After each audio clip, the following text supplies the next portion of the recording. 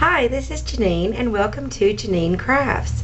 I'm going to start off on my brand new channel with a series about cross stitching, and I'm going to do my best to go through some of the basics of counted cross stitch with you, show you the tools that are used and how they're used, and hopefully you'll be able to learn something along the way. I'm going to start off with a very simple design.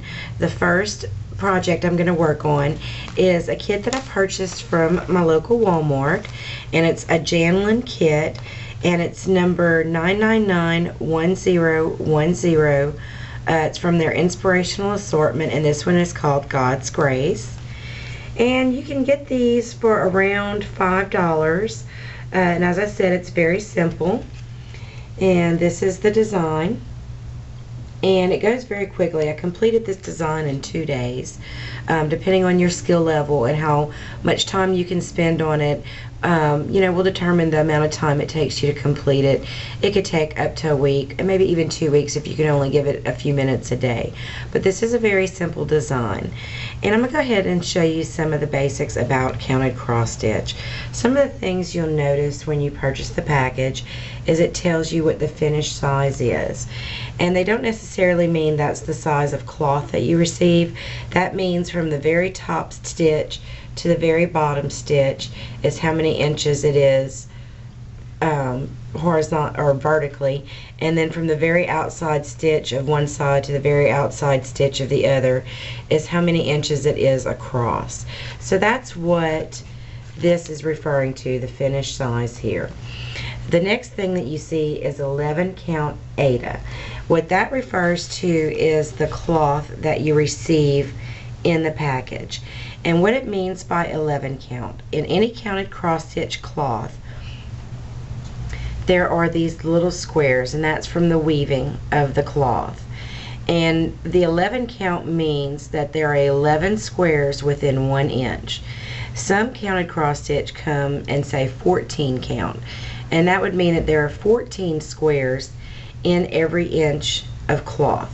So the higher the count, say 14 count, is going to be smaller squares. You're going to get more detailed design, and your finished design is going to be smaller.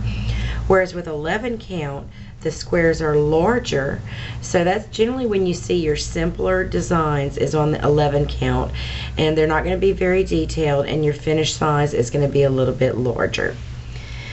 Now, something that doesn't come with the kit that I had to purchase separately, but it was only around $3, was a hoop. And the hoops come in many different sizes. This is what I would call about a medium size. They come much larger, and then they come much smaller. But for the size cloth that I'm going to be working with, this is going to be perfect. So that I'm going to go ahead and open it up and show you. And to open it, you just twist this little nut on the end, and then it comes apart into 2 pieces.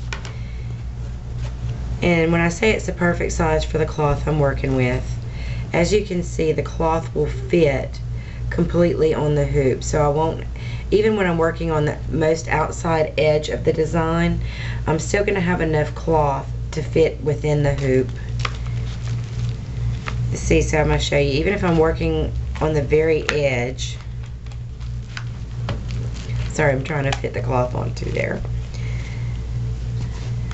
It's still, all the cloth is still caught within the hoop.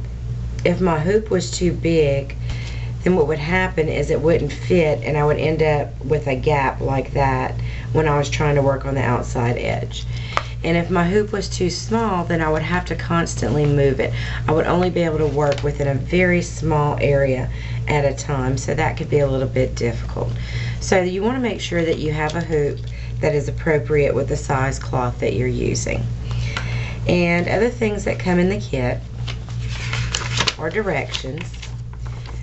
And with these Janlin kits, on one side of the directions is going to show you the different threads, different color threads that you're going to have, and the numbers correspond to the color number.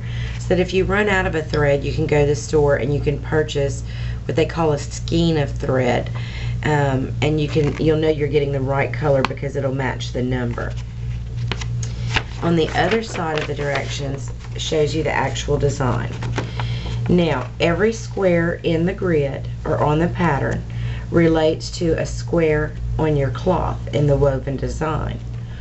So if it shows this pattern here, or this square here, then you're going to look over here on your legend and you're going to look for the square, and it's going to show you that that's color number 3853. And color number 38, I'm sorry, I'm doing this backwards, 3835, I'm sorry, color number 3835. So if you look on this side, color number 3835 is medium purple.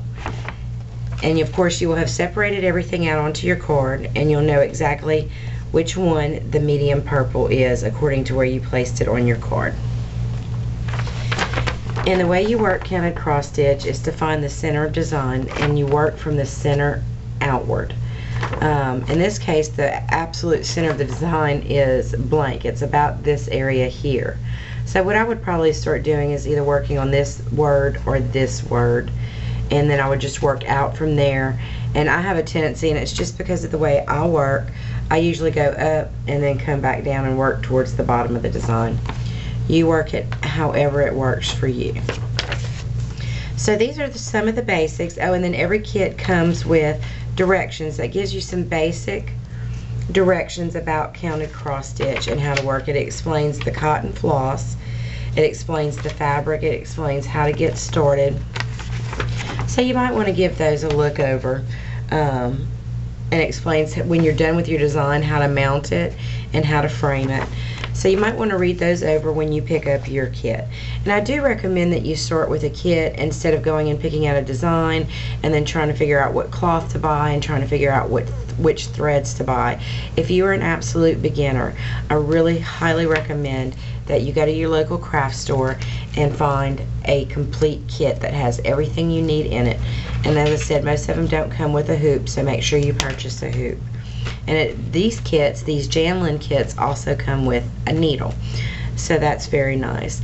But anyway, those are the basics of counted cross stitch, and we're gonna, the next video up in the series, we're gonna actually get started showing you how to find the center of your cloth and get started stitching a design.